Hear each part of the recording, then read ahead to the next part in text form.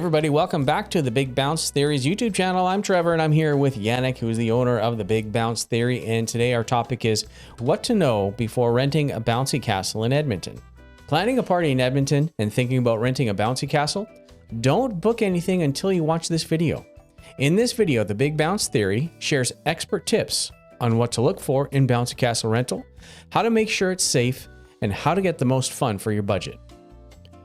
Whether it's your kid's birthday party, a school event, or community celebration, we've got the largest inventory of inflatable fun in Edmonton, and we'll help you make the best choice for your event. I'm going to share with you a quote from Klaus Nordstrom. Safety isn't expensive, it's priceless. All right, today I'm going to be talking with Yanick, but first I'm going to share with you a statistic. The global bounce house rental market is projected to reach $4.4 billion USD in 2025. It's a lot. That is a lot. Holy cow. So here's some questions that people might have before they rent a bouncy castle in Edmonton. The first question is, how often do people usually rent a bouncy castle for their events? Usually, most families in Alberta, they'll rent approximately once a year, or maybe twice if they have a few kids. But yeah, usually it's on their birthday parties. It's the most common thing. Mm-hmm. Okay. So if you're having a birthday party, get a bouncy castle.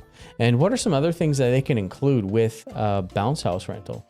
They can include yard games, mini golf as well, foam party. They've got a lot of options on our inventory to not just include a bouncy castle, really to, make it a full carnival theme right in their backyard. Awesome. I love that.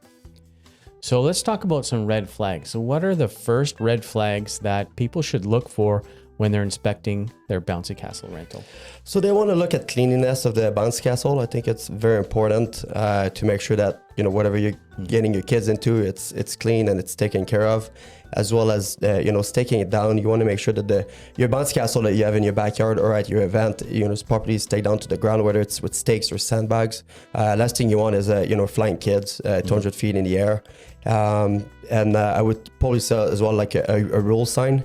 I think it's very important to see beside your inflatable, just so that, any kids that is wondering, are we allowed to have shoes on, or, what can we do in the bouncy castle? There's a rule sign right there. And, whether the parent or the kid wants to read it, it's there, it's available for them. Okay. Right. Yeah. Rules are important because, there's certain things to keep everybody safe inside the bouncy castle. Exactly. You're right. Yeah. And to protect the equipment. Absolutely. All right. So let's talk about certifications like EDERSA and ASTM. Like, how important are those, and should people be looking for that from the company that they're renting from? Yes, so it's very important to have EDERSA certification. Basically, EDERSA looks, for the units, are they safe to operate in, any kind of event, and fire retardant. Make sure, that your staking points are still intact. The netting on the units are intact. There's no hole in it where, a kid jumps and just gets a finger right in and breaks his finger. Things like that. You want to make sure as well the blowers are in good condition, which is something that's very important. You don't want a blower to shut down halfway through your event because, it's old and, lacking power and stuff like that. So, yeah, I would say that's really what EDERSA does. It looks at safety of your units and basically looks out for the guests of the inflatables to make sure that companies continue to work safely for everyone. Okay, so have a good standard, just to keep everybody safe. Exactly. Yeah. Okay, now let's talk about insurance. Okay, so insurances, are there any particular types of insurances that you need or that cover the people who are renting the equipment from you? Yeah, so we have a high risk insurance. It's a liability insurance. We have a minimum of 2 million liability insurance to carry, which I think is normal for most businesses. Some places will require 5 million liability. I would say in Canada, it's a little less often, but I would say in the US, definitely they'll have a lot more of those 5 million liability requirement. But yeah, it's important to have those proper insurance in place because, like people say, there's a lot of injuries happen on the units. Personally, I've never really had any kind of like major injuries and stuff. Of course, it's like, oh, I hurt my foot, or, it's like a trampoline, right? But yeah, I think it's crucial to have this in your business because you don't know what could happen. I'm not always at events. There's some employees there, you know, who knows if they do something that I wasn't aware of, you know. So it's crucial for a business to have that. All right. So let's talk about booking early. So how early in advance do people have to book or schedule their bouncy castle for a party or event? Yeah, so it depends on the time. Like on average, I'd say maybe, you know, 3-4 weeks ahead is best if you want to have a good variety of equipment available. For Canada, for example, we start booking all the way to January. So, you know, it starts really early because it's a very hot date here in Edmonton. So, you know, it's most of the time, you know, like 2-3 weeks before Canada Day, we're fully booked. So we often get some people trying to get booked last minute events for Canada Day. And, you know, unfortunately, we have to turn them around, which is not what we want to do. But yeah, I would say, you know, on average, 3-4 weeks is your like perfect spot for that. And, you know, if you book 3 or 4 weeks ahead and let's say, you know, it rains a few days before and you're like, I'm not sure if it's going to work out, you know, we're pretty flexible in terms of weather related cancellation. So if, you know, you book and, you know, comes the day before and it looks like it's going to pour the next day, usually what we'll do is we'll just refund you completely, or we can just reschedule at no extra charge. So, all right, let's talk about pricing. What should people expect to pay for a bouncy castle rental, and are there any hidden costs or fees that they may not be aware of? So on average, people will pay about $400 for a rental, and that includes, you know, delivery, setup, takedown, pickup, and everything. And for the hidden fees, we do have damage waiver, which is basically kind of like a little bit of an insurance for customers for, you know, minor tear or wear and tear, and you know, like extra dirtiness and stuff like that. I think it's very important to have this on your booking, like personally as well. Like, you know, I have a personal experience. Like I rented something at Home Depot, a tool, and I was like, you know, I don't need the damage waiver. It's $15. I want to save that $15. And unfortunately, that tool ended up breaking in my hands. It's just a very unfortunate situation, and I had to pay $1,000 for that. So, you know, at the end of the day, I was biting my nails. I should have paid that $15 and just, you know, be safe. And, you know, it basically buys you a little bit of an insurance so you don't have to pay thousands of dollars in repairs. Gotcha. Okay, that's good. And how much would the insurance waiver be, or the damage waiver? It's roughly around the 10% mark of your total cost of your booking. Okay. So it's not crazy. You know, it's a small amount to pay versus, you know, thousands of dollars of repairs. Okay, so how does the on-site setup work, especially if you need a generator? Yeah, so you wanna figure out the power before you get on site. That's why I think we sometimes harass our customers with phone calls, and because we need to make sure that power is available on site if we don't have generators on the booking. It's so common, like, you know, like this week here, we had a customer that, you know, we harassed 4 or 5 times on the phone, and you could tell they were a little annoyed with us harassing them, but we just, it was at a golf club, and we just weren't sure that they have enough power on site because it's a little bit further away from a building. And they're like, yeah, no, we got it covered. And are you sure? And then, you know, we looked at the map, check, you know, make sure it looks like it's a little far, and we're like, well, you know, if the customer says there's power, we'll trust them. We'll go there and get it figured out. And we got there, and, you know, unfortunately there was no power available. We needed two plugins because it's 2 blowers, and so we had to turn around, go back to the shop, grab a generator, come back there, and obviously we set up about half an hour late because, you know, the shop was about half an hour from the location. So, you know, it's an hour drive just for that. And it, you know, also brings some extra charges because obviously our staff have to come back, and then, you know, like it just creates a kind of a chaos in our day. So it's very important to know what power you have available and to let us know whether you're gonna have a generator and what strength generator you're gonna have, or if you want us to provide it. Ideally, it's if we bring it, it's always going to be better because we know exactly what we need for a blower. So if you want a seamless event, let us bring our generators to your event, and everything will be fine. All right, that's some good advice. Yanick, what are some common safety rules that you provide for parents to give their kids before jumping? So we have a rule sign beside every bouncy castles.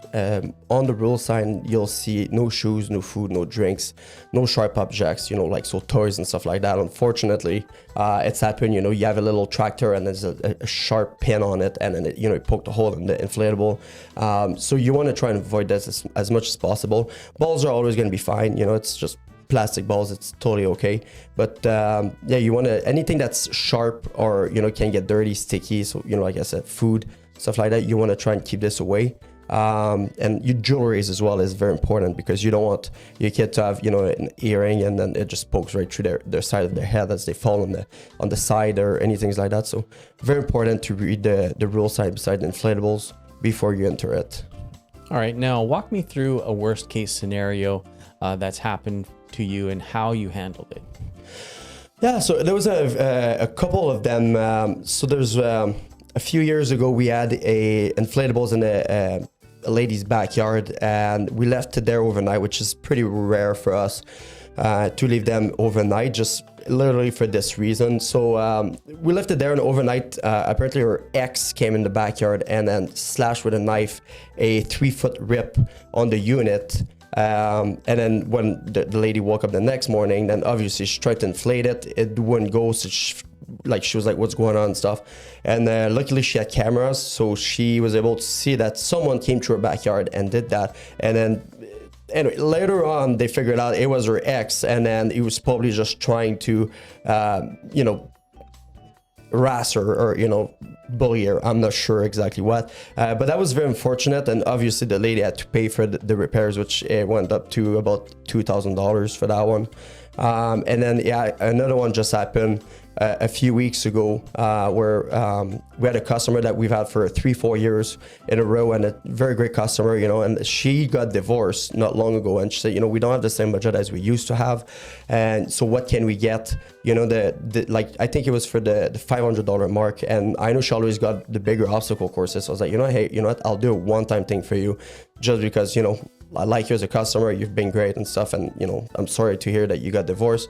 And so we got her a larger obstacle course, and everything went well. We went to take it down, and as my staff was on site to take down, they were just taking the dolly out of the trailer, and they looked back and they saw that the bounce castle was falling to the side, like the big slide. There's a tall slide, and it fell to the side, and there's kid falling out of it from the sides of it, like from 10-15 feet in the air, and they're like, what's going on?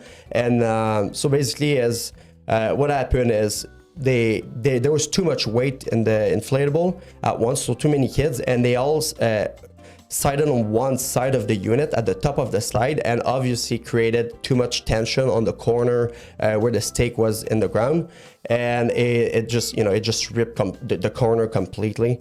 And we tried to understand what happened, basically, right? And before even my staff told me what happened, because they were able to talk to some kids and stuff there, I knew right away what happened, like just from the look of it, like there's too much stress on that one corner, basically. And it's unfortunate because the parents, like, oh, we didn't do anything, like it's not our fault and stuff. And we talked to the kids, and the kids, kids don't lie, right? So they told us that, we worked all on the one side, and there's probably too many kids on there. And then, it just fell to the side, and this is very unfortunate. That one cost about $5,000 of repairs. Yeah. So this is, something you want to see every day. And it's unfortunate because she was a great customer to us and everything, and she hasn't paid yet, so unfortunately this is the kind of thing where you have to send them to collection and kind of see what's going to come out of it, because at the end of the day, we're going to have Canada Day soon, and we need to make sure all our units are intact and in good condition and able to be out there without any problems. So Gotcha. Okay, well that's quite the story there. Yeah, quite the story. Yeah. So one of sabotage, and the other one was just basically negligence. Yes. So exactly. You got to pay attention to what's going on with your kids on these bouncy castles. Okay, so I'm going to round it up with this last question here. For anybody who is planning a party, what is the single most important question they should ask the bouncy castle company before renting? The most common question I think that everybody should ask is, do you have insurance certification? Are your staff trained? Do you have WCB? Do you have, training in place for your staff?